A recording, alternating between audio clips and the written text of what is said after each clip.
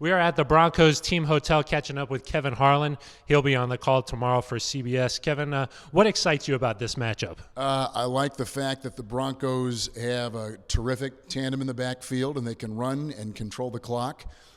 We did the last game they played against Cleveland, so it feels like we're like their team. And we've got them next week in Buffalo, so we've got 3 straight games. And I like that Vic has got this defense playing at a very high level, even without Chubb. And I like kind of the direction they're going right now. The quarterback thing hasn't worked out like they thought. So it brings, and Drew Lock, I know, started practicing this week, and he's got till December 3rd to make a chance at the roster. But we'll see what happens. Minnesota's good, and the place is loud. Yes. That's going to be tough. They're 10-point underdogs. Any reason for some optimism? I don't care about that kind of stuff. You don't care about that. Well, but I look at it. So I'm glad you mentioned it. Yeah, there you go. 10-point underdogs. Any reason for optimism for Broncos fans? Oh, sure. There's always, listen, the difference between the good and the bad in this league, very thin. And I sense, after the 0-4 start, now they've gone They've gone 3-2 since.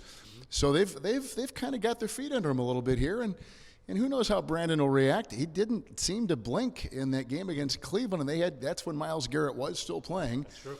And Cleveland was they're kind of a rambunctious group, and not that this isn't. I mean, these 2 tackles you got on that offensive line, Wilkinson and Bowles, they're going to have their hands full because those guys are good. But hey, let's keep our fingers crossed that they can stay in there, and I think they will. The defense, if nothing else, the defense will come to play. Keep them in it for a little bit there. Sure. You've had some memorable calls this season. The cat on Monday Night Football, and then last week, Lamar Jackson, that touchdown call. It's a 2nd down and 3. Jackson takes it himself. Look at him dart back and forth. Oh, he broke his ankles. Now he's got an entourage, and he's got a touchdown. He is Houdini. What a play. 47-yard touchdown run by the magical quarterback, Lamar Jackson. What's your preparation process like? Because it seems like you're ready for anything. Well, the whole key for play-by-play is to kind of make sure that you've established your rhythm and your pacing early so that nothing surprises you. Interceptions or long touchdown runs or passes or whatever the case is. And I was talking to somebody in New York about this week is that in the Jackson run, it was like perfectly sequenced. Like he runs and he got the block, and then he runs and then he made that spin move, and then he ran some more and then got the so for a play-by-play, it was like perfectly positioned for cadence. And so that was great. And we had a great view, and there wasn't a lot of congestion around him. He wasn't trying to break out of many tackles. He was just dodging all the whole time. He's walking to the 3. He's at the 2. And the cat is in the CDW red zone. CDW, people who get it now, a policeman, a state trooper has come on the field, and the cat runs into the end zone. That is a touchdown.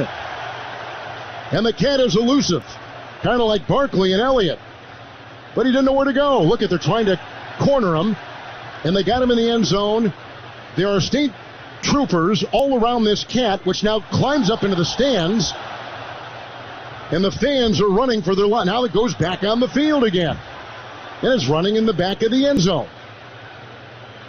And it runs up the tunnel. And then the cat, when you got a big black cat on the field, that's pretty easy to call that. So, anybody could have called that. Our 1-year-old grandson could have probably said something better than I did, but I just called what I saw. And nobody could have got that ad read in, though. Well, the Giants were almost in the CDW red zone, and so I had the card in this hand, but the cat was running over here, and my guy just kind of pointed the card like maybe I should kind of get back to the game again because you're the Giants, huddling up. I thought he meant read the card, so I said, all right, and the cat is in the CDW red zone. And anyway, so it was a fun little moment, and it was on radio, and you can do kind of that thing on radio, yeah. Well, now I heard that you told Peter King you're going to be known for the cat and for the streaker. Drunks, yeah. I'll be known for animals and drunks getting on the field. So that's great. After 35 straight years of NFL play-by-play, that'll be my legacy. Kevin, thank you so much for your time. Appreciate it. Yeah, great to see you.